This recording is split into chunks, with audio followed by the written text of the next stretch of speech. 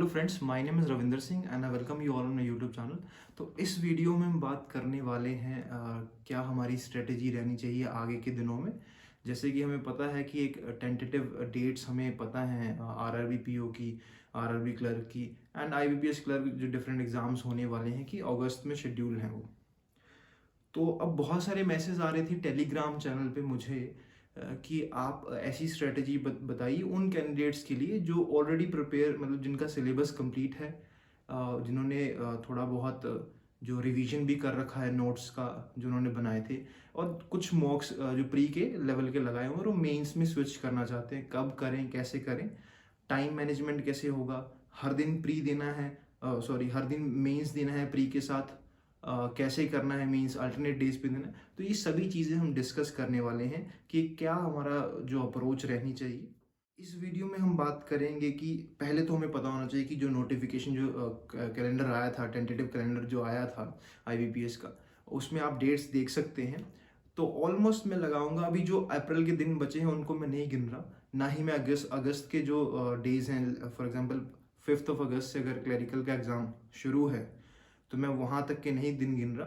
तो from May to जुलाई 31, 1 मई से जुलाई 31, almost 62 days are there, है ना। 60 डेज का देते हैं, इससे ज़्यादा ही अवेलेबल है, पर मैं 62 डेज का आपका एक एक अप्रॉक्सीमेट वैल्यू लेके चलता हूँ। तो फर्स्ट ऑफ ऑल कि it is right time to switch to mains.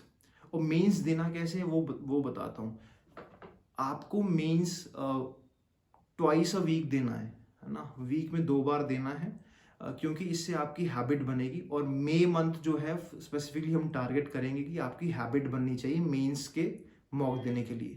Mains mock देने कैसे हैं, टाइम के साथ देने हैं, कोई उसको सबमिट नहीं करना, क्योंकि अभी टाइम नहीं है कि सबमिट करके हम करेंगे प्रैक्टिस।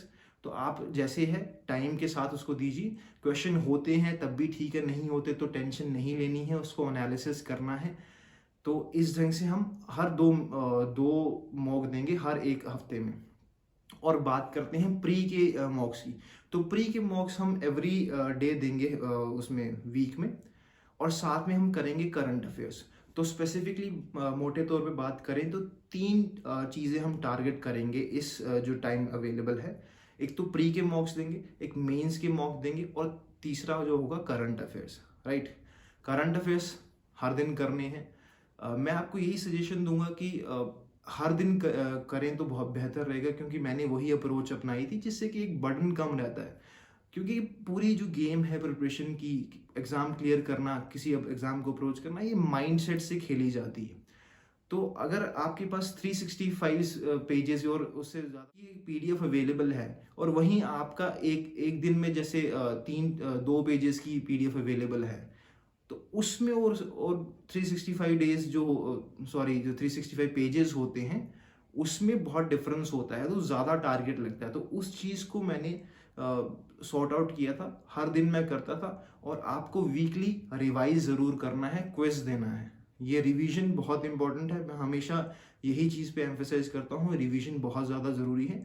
ये जो मैं चीज़ें बता रहा हूँ, मैं एग्जाम्पल के तौर में आगे एक्सप्लेन करूँगा कि कैसे करना है।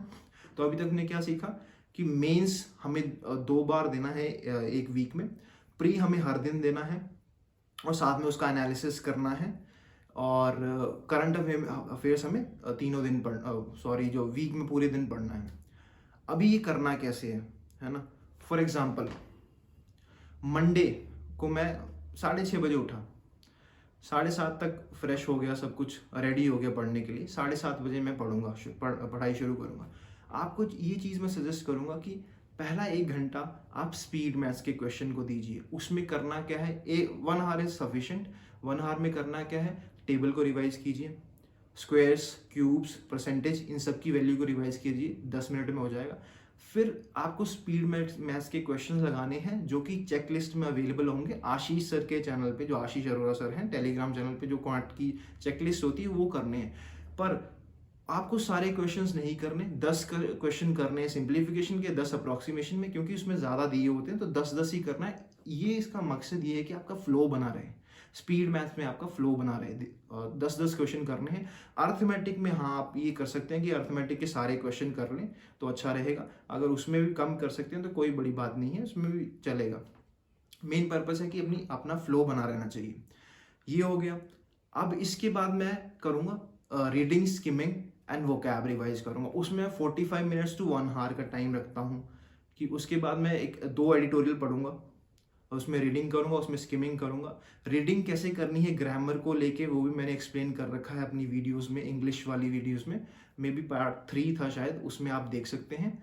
स्किमिंग की मैं वीडियो अपलोड कर दूंगा बाद में, तो आप वैसे स्किम कर सकते हैं। और वोकैब आपको रिवाइज करनी है जो भी आप नोट डाउन कर रहे हो, क्योंकि वोकैब रिवाइज नहीं करोगे तो बार बार फिर प्रॉब्लम होगी। इस ढंग से हमारा 45 टू 1 आवर चला गया इसमें रीडिंग में। उससे पहले स्पीड मैथ कर लिया था।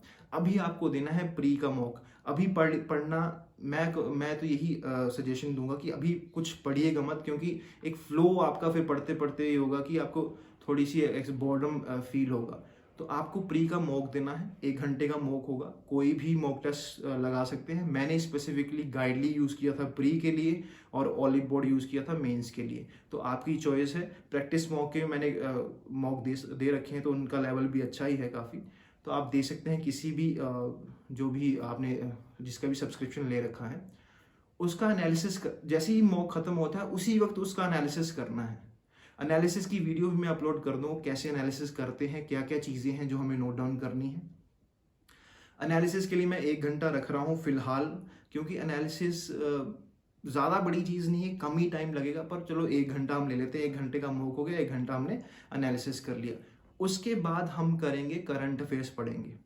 करंट अफेयर्स में अप्रोक्सीमेट 1.5 आवर लग जाएगा या फिर 2 घंटे भी लग जाए। ये मैं एक नॉर्मल टाइम बता रहा हूँ, इससे कम भी लग सकता है, इससे ज़्यादा भी लग सकता है, इट डिपेंड्स अपॉन पर्सन। तो अगर ज़्यादा लग रहा है तो घबराने की ज़रूरत नहीं है। कुछ टाइम के बाद अपने आप ही टाइम कम होता जाएगा, और अगर कम लग रहा है तो इट इज़ ऑलरेडी गुड। तो उसमें तो बहुत ही अच्छा हो रहा है आपके लिए। तो फिर ऐसे हम करेंगे। करंट अफेयर्स कर लिया। उसके बाद जब करंट अफेयर्स कंप्लीट हो जाएगा तो हम देंगे मेंस का मॉक। ये मंडे की बात कर रहा हूँ। मेंस का मॉक दिया, 3 घंटे लगेंगे अप्रोक्सीमेट उसमें। मेंस का मॉक दे दिया, टाइम के साथ देना है, कोई पॉज नहीं करना, कुछ नहीं करना है, टाइम के साथ आपने दे दिया। उसको फिर छोड़ देना वहाँ पे, उसका एनालिसिस उस दिन नहीं करना। फिर रात को सोने से पहले एक बार करंट अफेयर्स फिर से रिवाइज कर लेंगे। तो ये आपका दिन रहेगा इन जो टाइम अवेलेबल है। अभी जो ट्यूसडे और वेडनेसडे है उस दिन आपको मेंस का मॉक लगाना नहीं है। ट्यूसडे वेडनेसडे में आपको सिर्फ जो एनालिसिस करना है मेंस का, जो आपने मंडे को लगाया था, ट्यूसडे वेडनेसडे को। पर प्री का जो मॉक है वो कंटिन्यू रहेगा, बाकी आपका शेड्यूल बिल्कुल साथ साथ में चलता रहेगा।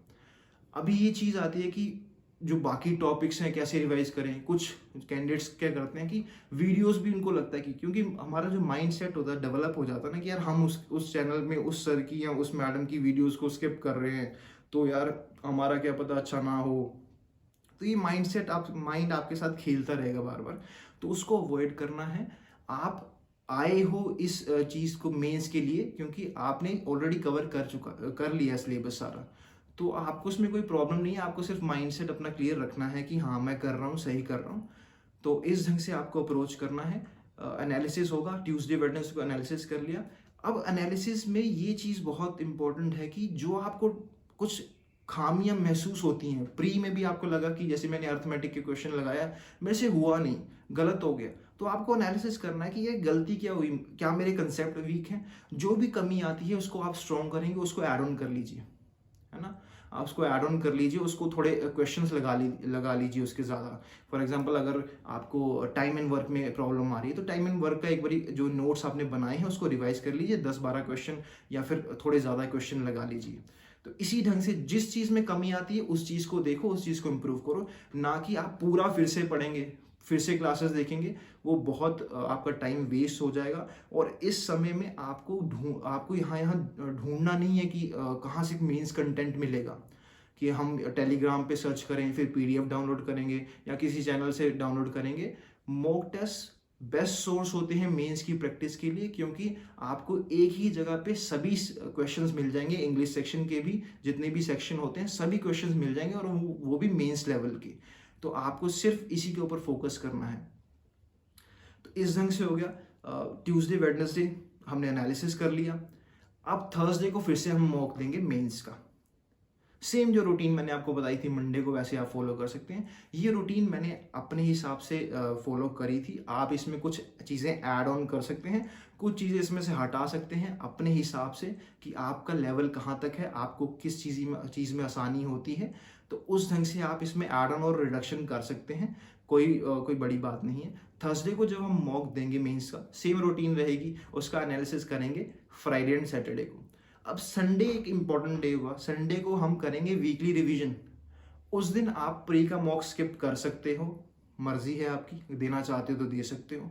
और जिस दिन, एक और बात है कि जिस दिन जैसे ट्यूसडे और वेडनेसडे, जिस दिन हम मेंस का मॉक नहीं दे रहे हैं या एनालिसिस ही कर रहे हैं, उस दिन आपकी मर्जी है, अगर टाइम बच रहा है आपके पास तो आप एक और प्री का मॉक दे सकते हो। इससे क्या होगा ना, आपका जो जो माइंडसेट है ना मेंस की, जो एग्जामिनेशन के जो होता है, जो भी क्वेश्चंस होते हैं उसके प्रति चेंज होगा, आप हैप्चुअल हो जाओगे मेंस के लिए। तो यही पर्पस होता है। First we have to make our mind habitual of mains content. जब मेंस कंटेंट का हैप्चुअल हो जाएगा, अच्छा ऐसे सॉल्व हो रहा है, तो आप सॉल्व कर पाओगे सारे। फिर उसके बाद जब हम मेंस के सॉल्व करेंगे क्वेश्चन, तो हमारा एक फोकस और होना चाहिए कि चॉइस ऑफ क्वेश्चन हमें वो भी डेवलप करते हुए जाना है कि हम पहले कौन से करेंगे। क्योंकि whatever you are practising right now, जो मॉक टेस्ट में घर में प्रैक्टिस करोगे, वही बाहर आएगा रियल एग्जामिनेशन में। तो उसी चीज़ को अपने दिमाग में रख के कि मैं ये अप्रोच फॉलो करूंगा रियल एग्जामिनेशन में, वैसे ही मॉक टेस्ट सॉल्व करना है। ये नहीं सोचना कि यार मॉक टेस्ट देख लेते हैं बाद में, जैसे भी हो रहा है ठीक है, रियल एग्जामिनेशन में देख लेंगे, ऐसा नहीं है। Whatever you are doing in your home, in your mock test, वही आएगा बाहर, वही अच्छे ढंग से बाहर आएगा किसमें, मेंस लेवल के जो रियल एग्जामिनेशन होता है। तो इस ढंग से हम प्रैक्टिस करनी है। संडे की बात कर रहा था, संडे में सिर्फ हमें वीकली रिवीजन करना है करंट अफेयर्स का। करंट अफेयर्स बहुत इंपॉर्टेंट है, उसको रिवाइज कीजिएगा, क्विजेस दीजिएगा।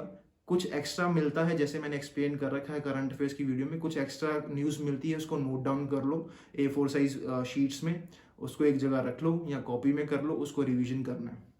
तो ये हमारी अप्रोच रहनी चाहिए। ऐसे ही मई में रहेगा, जून में भी हम ऐसे ही फॉलो करेंगे जो मैंने आपको टेक्निक बताई है। जुलाई में डिपेंडिंग अपॉन योर कैपेबिलिटी, आपको लग रहा है कि अब मेरा फ्लो बन गया है, तो आप मेंस के जो मॉक हैं उसको इंक्रीज कर सकते हैं, उनके नंबर इंक्रीज कर सकते हैं। अब 5 अगस्त से शुरू हो रहे हैं एग्ज़ाम। फॉर एग्जांपल मैं ले रहा हूँ कि ऑफिसर असिस्टेंट का जो है आरआरबी का ऑफिसर, तो उससे जो 7 दिन पहले, एक हफ्ता पहले आपको मेंस बंद कर देना है। पूरा ही आपको प्री ओरिएंटेड हो जाना है। प्री ओरिएंटेड मतलब एक दिन में आप जितने मर्जी मॉक लगाना चाहते हैं लगा लीजिए, एनालिसिस कर लीजिए। करंट अफेयर नहीं छोड़ने हैं, करंट अफेयर्स नहीं छोड़ने, मैं बार बार रिपीट कर रहा हूँ, करंट अफेयर्स करते रहिएगा। प्री लेवल का जितना कंटेंट कर सकते हो करो, और रिवाइज योर नोट्स। ऐसे हमारी अप्रोच रहेगी 7 दिन पहले, ठीक है ना। क्योंकि इन 3 महीने में अगर आपने ये चीज़ें कर ली, तो आपका जो मेंस लेवल का जो कॉन्फिडेंस हो जाएगा, बहुत अच्छी तरह बूस्ट हो जाएगा, और आपकी प्री की तैयारी भी साथ साथ चलती रहेगी। अब जैसे ही हमारा प्री खत्म होता है, आरआरबी का खत्म हो गया, ऑफिसर का भी और ऑफिसर असिस्टेंट का भी, तो आपको मेंस में स्विच करना है। यही अप्रोच आपको फॉलो करनी है कि फिर क्या करना है कि हम हर 3 दिन में, मतलब 2 लगा रहे थे हर वीक में हम मॉक टेस्ट, तो हम उसको 3 कर देंगे। अब जैसे ही 26 को शुरू होगा हमारा, 26 से शुरू है मे बी IBPS क्लरिकल के जो प्री हैं, तो उसमें आपको क्या करना है, उसमें आपको 7 दिन पहले वही अप्रोच प्री ओरिएंटेड शुरू हो जाना है। जब उसका खत्म हो जाएगा प्री का, IBPS क्लर्क का, तो आपको मेंस की तैयारी फुल ऑन शुरू कर देनी है। आरआरबी का शायद मेरे ख्याल से 10 को है मेंस, तो फुल ऑन आरआरबी जो फुल ऑन मेंस कंटेंट है, फिर आपको प्री का नहीं लगाना, सिर्फ मेंस के ऊपर फोकस करो। मेंस का एवरीडे कर दो, एग्जाम से पहले मेंस की हर दिन करते रहो। ये टेक्निक बहुत हेल्पफुल होने वाली है आपके लिए। अगर आप इसको जेन्युइनली फॉलो करोगे ना, और एक कंसिस्टेंसी बनाए रखोगे, क्योंकि ये कंसिस्टेंसी का खेल है। ये जो मैंने स्ट्रैटेजी बताई है आपको, ये मोनोटोनस हो जाएगी आपको काफ़ी टाइम के बाद। इनिशियली तो बहुत डिफिकल्टी होगी, क्योंकि इस टाइम में बैठेगा नहीं, मेंस नहीं सॉल्व हो रहा है, ये नहीं हो रहा, पर धीरे धीरे इस पर बनी रहेगा। ऐड ऑन करो, कुछ चीज़ें निकालो इसमें से, कुछ चीज़ें ऐड करो, वो आपके ऊपर डिपेंड करता है।